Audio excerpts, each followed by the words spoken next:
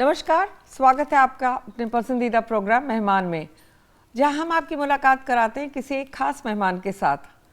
आज हमारे साथ we are very privileged to have with us chairman airport authorities of India Shri Sanjeev Kumar ji.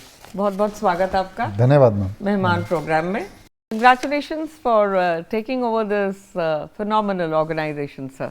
I would like to begin by asking you कि वर्तमान में जो AI के प्रोजेक्ट्स हैं उनके बारे में अपने विचार साझा करें sir. How many airports do you have and such like? Airport authority of India Bharat की प्रीमियम संस्था है जो एयरपोर्ट बनाने और चलाने का काम करती है।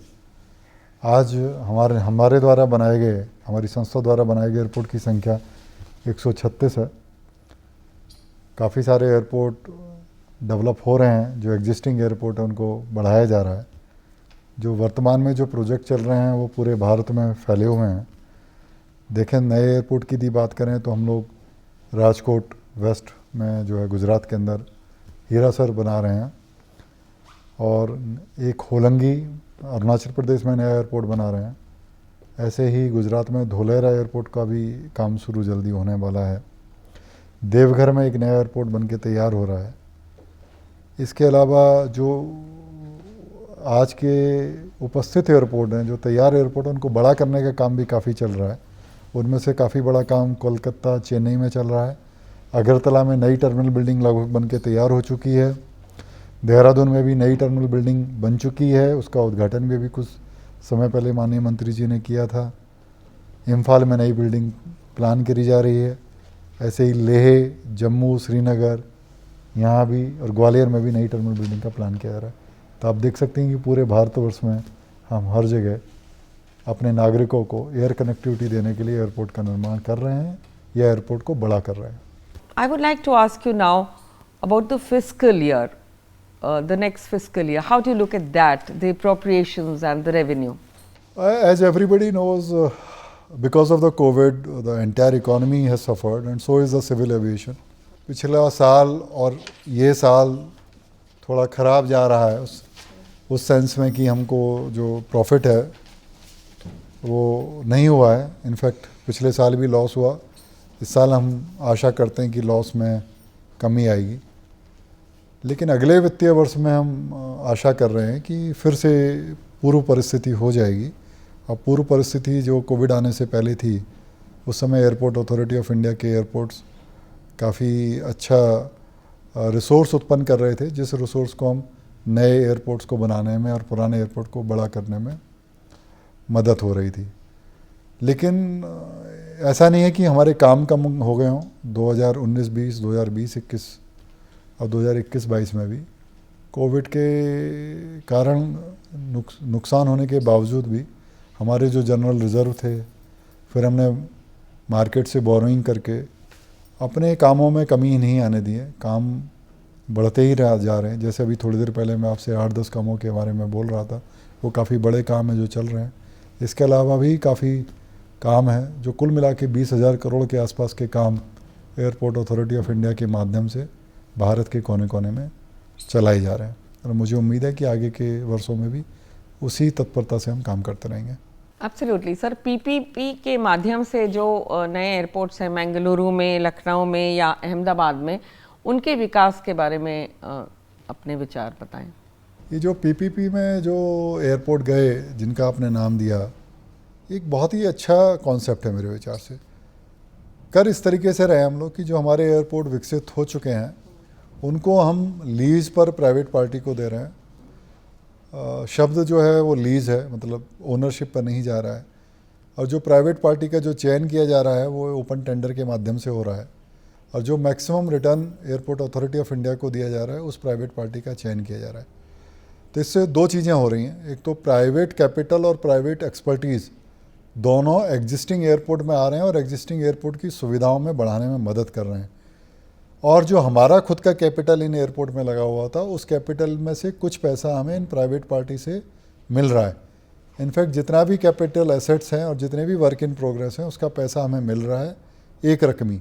उस एक रकमी इनकम को हम लोग नए एयरपोर्ट, जैसे मैं आपको बता रहा था, होलंगी हो गया, जम्मू श्रीनगर का डेवलपमेंट हो गया, धोलेरा नया एयरपोर्ट हो गया, राजकोट हो गया, कलकत्ता, पोर्ट ब्लेयर, लेह, इन जितने नए नए जगह हम एयरपोर्ट बना रहे हैं, छोटे छोटे शहरों में भी जो एयरपोर्ट बना रहे हैं, उसमें ये हमें वित्तीय सहायता पहुंचा रहा है। तो इस तरीके से इसको समझाया जा सकता है कि मेरे पास जो एसेट्स हैं, उन एसेट्स का मैंने पार्शियल मोनेटाइजेशन करके उससे जो पैसा जनरेट हुआ उसको मैं नई जगह एयरपोर्ट क्रिएट कर रहा हूँ, और नए जगह सिटीजन्स को जो अभी तक एयरपोर्ट से की सुविधा से वंचित थे, उन्हें एयरपोर्ट की सुविधा ये सरकार उपलब्ध करके दे रही है। बिल्कुल। If you talk of CSR sir, तो क्या कहना चाहेंगे आप about the other schemes that you have for CSR as far as airport authority of India is concerned? Airport Authority of India has been very active and very strong in doing CSR activities. Our annual budget before COVID affected our revenue for CSR fund was almost 50 to 60 crores, जो 2% होता है भारत सरकार की मार्गदर्शन के जो तत्व हैं उसके हिसाब से प्रॉफिट का 2% हम CSR के लिए यूज़ करते हैं। तो CSR में बहुत एक्टिविटी हमारी चल रही हैं, पूरे हिंदुस्तान में चल रही हैं। उसमें स्कूल बनाए जा रहे हैं, हॉस्पिटलों में सुविधाएं दी जा रही हैं, NGOs के माध्यमों से हम हेल्थ की सुविधाएं दे रहे हैं, हेल्थ के बारे में अवेयरनेस क्रिएट कर रहे हैं, ड्रिंकिंग वाटर, टॉयलेट, किचन बना रहे हैं स्कूलों में, जो मिड डे मील स्कीम में जो सप्लाई करते हैं उनको इंफ्रास्ट्रक्चर क्रिएट करके दे रहे हैं। I can conclude and I must say that we are very proud of our CSR activities and we are doing them with continuous vigor and with the focus which it requires as per the guidelines of Government of India. We feel very proud of our CSR activities. I want to ask you another question जो कि हर आम आदमी जानना चाहेगा about air traffic control systems. How is it operated? किस तरह से air traffic इसको ensure करता है that flights born in a safe manner? बहुत अच्छा सवाल पूछा आपने। मतलब आम आदमी इसको जानना चाहता है होगा, ये भी एक बड़ी बात है, क्योंकि आम आदमी को शायद एयर ट्रैफिक कंट्रोलर्स कहाँ बैठते हैं, क्या करते हैं, ये दिखता नहीं है, जबकि ये सिविल एविएशन का सबसे इम्पॉर्टेंट काम है। आपने देखे होंगे कि एयरपोर्ट के बीच में, जैसे आप दिल्ली एयरपोर्ट देखें, बॉम्बे एयरपोर्ट देखें, एक बहुत बड़ा टावर होता है, बहुत ऊंचा टावर होता है। उस टावर में हमारे एयर ट्रैफिक कंट्रोलर बैठे होते हैं और वो पूरे ट्रैफिक को मैनेज कर रहे होते हैं। एयरलाइंस जो आपके एयरक्राफ्ट है उनका फिजिकल स्पेसिंग मैनेज कर रहे होते हैं कि दो एयरक्राफ्ट के बीच में कितना डिस्टेंस रहना चाहिए, हॉरिजेंटल डिस्टेंस भी रहना चाहिए, वर्टिकल डिस्टेंस भी रहना चाहिए। जैसे उदाहरण के लिए कि एयरक्राफ्ट यदि 30,000 फीट पर फ्लाई कर रहा है तो दूसरा एयरक्राफ्ट जो है उससे 1000 फीट नीचे या 1000 फीट ऊपर रह सकता है। ये मैंने सिर्फ एग्जाम्पल के तरीके से बताया। एग्जैक्ट फिगर अलग अलग एयरपोर्ट के हिसाब से, अलग अलग एयर स्पेस के हिसाब से अलग अलग होती हैं। वैसे ही एक एयरक्राफ्ट आगे है तो दूसरा एयरक्राफ्ट कितने पीछे हो सकता है। तो ये तो स्काई में देख रहे हैं, और जब वो एयरपोर्ट के पास पहुंचते हैं तो तब कौन सा एयरक्राफ्ट पहले लैंड करेगा, किस साइड से लैंड करेगा, और जब वो लैंड करेगा तो बाकी के एयरक्राफ्ट कहाँ होंगे, और फिर बाकी के एयरक्राफ्ट कैसे टेक ऑफ करेंगे। और बड़े एयरपोर्ट जैसे लें, दिल्ली, मुंबई और कलकत्ता, चेन्नई जैसे एयरपोर्ट लें, जयपुर जैसे एयरपोर्ट, तो वहाँ जो हवाई अड्डे पर जो व्हीकल्स मूव कर रहे होते हैं, पैसेंजर व्हीकल्स, आपने बहुत सारी गाड़ियाँ देखी होंगी, वो सारी गाड़ियाँ भी ATC कंट्रोल कर रहा होता है कि कौन सी गाड़ी किस समय कहाँ से गुजरेगी। इसके अलावा हमारा जो ATC जो कंट्रोल कर रहा होता है वो एयर स्पेस और डिफेंस एयर स्पेस जो है, क्योंकि ये पूरा का पूरा एयर स्पेस है, दो चीज़ों में डिवाइडेड है, सिविल का एयर स्पेस और डिफेंस का एयर स्पेस। तो मिलिट्री एयरफोर्स के साथ में भी कोऑर्डिनेट कर रहा होता है। और आपको जान के शायद आपको पहली बार जानकारी मिल रही हो, शायद आपको पता भी हो आपके, लेकिन दर्शकों को जान के खुशी भी मिलेगी कि एशिया में जो हमारा जो समुद्र के ऊपर का जो एयर स्पेस है हमारे भारत के आसपास, उसके का भी काफ़ी बड़ा पार्ट हम ही लोग मैनेज करते हैं आईकाओ के मार्गदर्शन में, आईकाओ के एग्रीमेंट के हिसाब से। तो वेस्ट कोस्ट और ईस्ट कोस्ट पे भी बहुत बड़ा जो एयर स्पेस ओशन के ऊपर है वो भी हम लोग मैनेज कर रहे होते हैं, गाइड कर रहे होते हैं। और ये सब करने के लिए एक बड़ी मैन पावर है, हाई एंड टेक्नोलॉजीज़ हैं, इक्विपमेंट्स हैं, वो सारे यूज़ किए जा रहे होते हैं, कम्युनिकेशन नेटवर्क है वो भी यूज़ किया जा रहा होता है। तो बहुत ही इम्पोर्टेंट काम है वो। लेकिन जब हम हवाई अड्डे पर जाते हैं, प्लेन में बैठते हैं, तो वो अधिकतर काम अधिकतर लोगों को दिखाई नहीं देता है, पता नहीं पड़ता है। कई बार मैंने ये भी देखा है, खुद भी महसूस किया है कि if the landing clearance is not given then the aircraft is hovering around the airport because of smooth direction of landing facilities.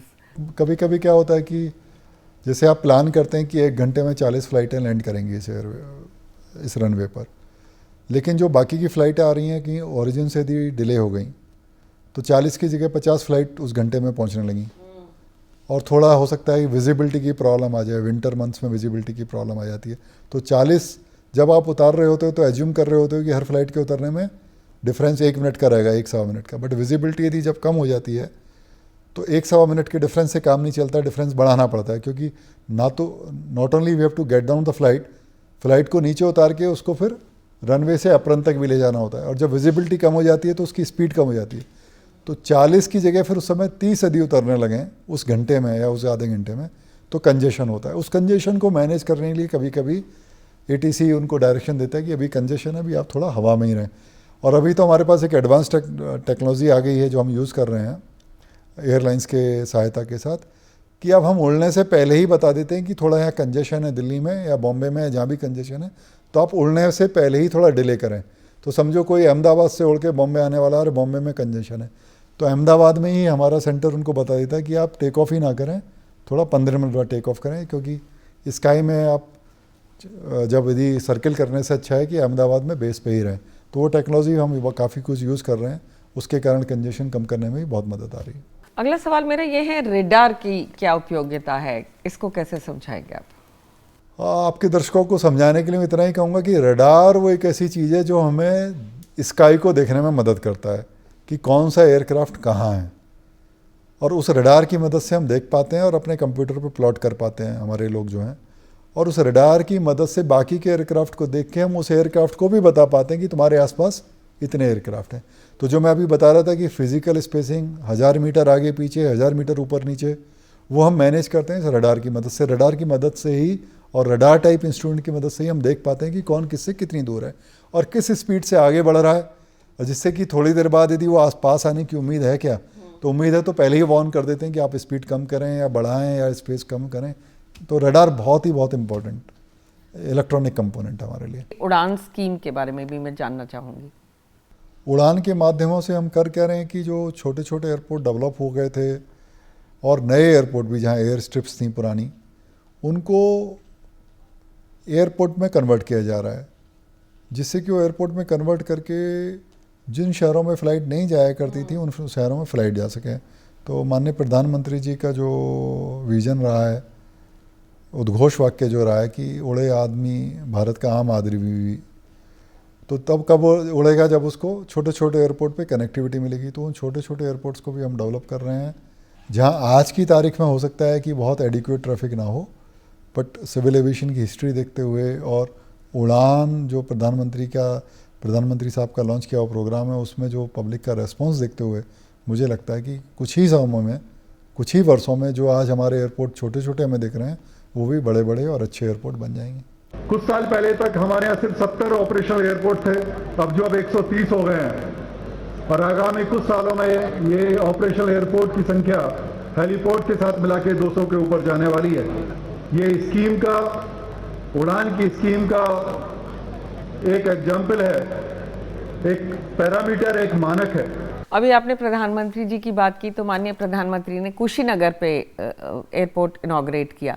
So there were 3 other places where your airport authority has inaugurated very recently. Please tell us about that. Kushinagar जैसे आपको पता है कि उत्तर प्रदेश का 3rd international airport है, Buddhist circuit के लिए बहुत इंपॉर्टेंट एयरपोर्ट है, उनका वो महानिर्वाण का स्थान है। गोरखपुर बहुत पास है, लुम्बिनी बहुत पास है, सारनाथ बहुत पास है, वाराणसी भी बहुत पास है। तो कुशीनगर एयरपोर्ट एक मिसिंग लिंक जो है उसको पूरा कर रहा है इंटरनेशनल बुद्धिस्ट पैसेंजर्स के लिए, बुद्धिस्ट टूरिस्ट के लिए। उसी तरीके से कुशीनगर के आदमी के लिए भी एक मिसिंग लिंक है, जो हमने उस समय इसका अभ्यास जब करने की कोशिश करी थी, जब माननीय प्रधानमंत्री जी इसका उद्घाटन कर रहे थे, तो हमको ये महसूस हुआ कि इस कुशीनगर एयरपोर्ट से आसपास के 10-12 ज़िले के कम से कम 2 से 2.5 करोड़ लोगों को कनेक्टिविटी मिल रही है। तो कुशीनगर एयरपोर्ट का माननीय प्रधानमंत्री जी ने अक्टूबर महीने में इसका उद्घाटन किया, और वहाँ से अब फ़्लाइटें भी शुरू हो गई। 2-3 दिन पहले ही मुझे लगता है दिल्ली के लिए भी फ़्लाइट शुरू हो गई है। अभी थोड़े दिन पहले देहरादून एयरपोर्ट के टर्मिनल का उद्घाटन किया, अभी हमारा अगरतला एयरपोर्ट भी ऑलमोस्ट रेडी है, देवघर एयरपोर्ट भी ऑलमोस्ट रेडी है, जो ग्रीनफील्ड एयरपोर्ट है। और ज्योतिर्लिंग 12 ज्योतिर्लिंग में से एक ज्योतिर्लिंग झारखंड में आता है, उसको कनेक्ट करता है देवघर। उसका वैसे भी बहुत अदरवाइज़ भी बहुत महत्वपूर्ण स्थान है। तो काफ़ी एयरपोर्ट बन रहे हैं और धीरे धीरे उद्घाटन की श्रेणी में आ रहे हैं। उद्घाटन होके कॉमन पब्लिक को यूज़ करने के लिए मिलने वाले हैं। आपने अभी भी कहा green airports, how do you define a green airport? Is it environment friendly, what is it? Green airport हम कह रहे हैं उस एयरपोर्ट को जो एनवायरमेंटल फ्रेंडली है। एनवायरमेंटल फ्रेंडली के लिए हम ग्रह 4 या 5 रेटिंग लेते हैं हर एयरपोर्ट की बिल्डिंग को। बिल्डिंग में एडिक्वेट सनलाइट होनी चाहिए, बिल्डिंग में एसी की रिक्वायरमेंट कम से कम होनी चाहिए, बिल्डिंग में हम एलईडी लाइट्स का यूज़ करते हैं, बिल्डिंग में जितने भी सारे इक्विपमेंट्स हैं वो कम एनर्जी यूज़ करें, इस तरीके के इक्विपमेंट्स यूज़ करते हैं। ग्रह 4 या 5 रेटिंग लेते हैं। इसके अलावा हमारे एयरपोर्ट का जितना भी सॉलिड वेस्ट है उसको रिसाइकिल करते हैं। Waste water STP sewage treatment plant हमारे हर एयरपोर्ट में है। अब हम लोग माननीय मंत्री महोदय जी के निर्देश के हिसाब से इस डायरेक्शन में भी जा रहे हैं कि 2024 तक हमारे सारे एयरपोर्ट रिन्यूएबल एनर्जी यूज़ कर रहे होंगे, fossil fuel based energy use नहीं कर रहे होंगे 2024 में। हम इस तरह उस मुकाम पे पहुंचना चाहते हैं। तो ग्रीन एयरपोर्ट हमारा जो है एक कमिटमेंट है और हम मिशन मोड में उस पर काम कर रहे हैं। फंड रेजिंग पे कुछ new ideas, anything new innovative that AI is ventured into? अभी जैसे मैं बता रहा था कि 2 साल पहले तक तो एआई अपने सरप्लस जनरेट करती थी और उसी को हम इन्वेस्ट करते थे।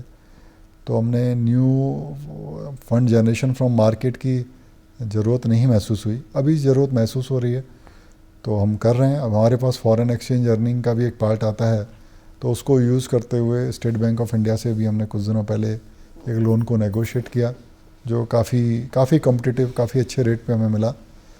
तो फॉरेन एक्सचेंज अर्निंग का बेस बनाते हुए उससे हम मार्केट में किस तरीके से कम कीमत पे, कम से कम इंटरेस्ट रेट पे लोन रेज कर सकें और जो हमारे इंफ्रास्ट्रक्चर के काम जो थोड़ी देर पहले मैं आपसे बता रहा था 20,000 करोड़ के आसपास के काम चल रहे हैं और जिसमें और भी वृद्धि होने वाली है, उनको फंड कर सकें, उस पर हमारा कंटिन्यूस अटेंशन है। There are many innovative method of raising fund. Company generally look into those methods from its own requirement, from its own need and its own strength, and then take the best possible option. We are also trying to do the same, and we will be exploring in coming years and coming days the various method of fund raising to fund our growing need of capex. We are seeing this new Omicron variant. The COVID is just not ending. So if you look at the pandemic, आपने क्या सुविधाएं कर रखी हैं so that people are Since you have reminded me of Omicron, I would put this mask on now. So we were quite hopeful that now pandemic is ending. Still we are hopeful that pandemic is coming to a level where it is manageable. Omicron certainly has become a concern. We, as per the guideline of Ministry of Health and Family Welfare and our own Ministry of Civil Aviation, Ministry of Health has identified certain countries from where 100% passenger are to be tested with an RT-PCR test, and from other countries 2% random passengers are to be tested. So we have ramped up our facilities to check those passengers. Challenge would be to not cause any inconvenience to the passenger and test them in a very short period of time, so that people who are coming from abroad after spending many hours in the flight and also from the departing airport, they don't have to spend many hours in our own airport. State government rules regulations are also applicable, so different airport has to follow basic guidelines of Government of India and also state government. We have already geared up our team, APDs, airport director in each airport where the international flights are coming, for taking care of this aspect. We are committed to provide best of service to our passengers and also to protect from this Omicron virus by early detecting, by doing the RT-PCR test from arriving passengers.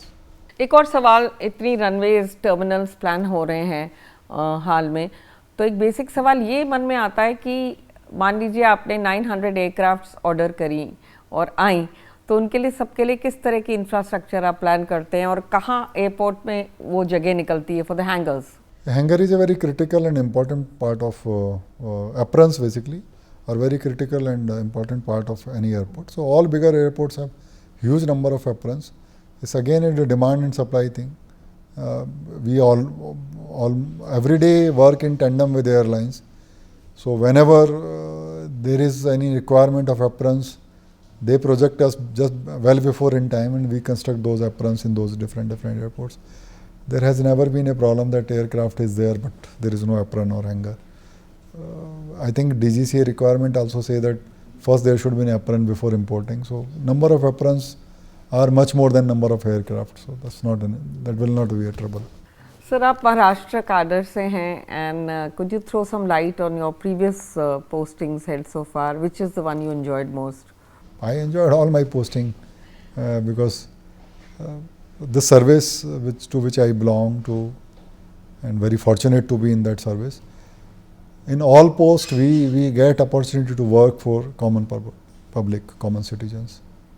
So I have worked right from my days when as a young officer, I joined as an SDM, then as a district collector, CEO of Jila Parishad, divisional commissioner, and also joint secretary in water supply and sanitation, where in 2005 to 7, when I was in charge of entire Maharashtra to give water supply to all villagers, and also total sanitation program, that is open defecation free, जो अभी स्वच्छता अभियान चल रहा है 2005 से 2007.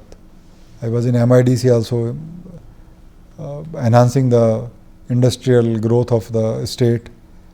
Then I was commissioner of sales tax. I was joint commissioner of sales tax also, looking after the collection of the taxes which goes for the benefit of citizens. Then I was also for more than 4 years in as a CMD of electricity distribution company of Maharashtra, which is the biggest in Asia, which I converted into a profit entity continuously 3 years. MSEDCL made profit 4 years when I was there. Not only we made profit, we brought almost all our consumer services on digital platform where consumer don't have to visit to our offices. So with God grace, have been quite a fruitful journey till now, quite a satisfying journey till now. And on that note, I thank you for joining us today, sir. More success to you, more success to Airport Authority of India. Thank you, man. Thanks a lot. तो ये थे हमारे आज के खास मेहमान, chairman airport authority of India Shri Sanjeev Kumar ji. इसी के साथ दीजिए पूरी टीम को इजाज़त। आप देखना ना भूलें हर रविवार शाम 8:30 बजे अपना पसंदीदा प्रोग्राम मेहमान।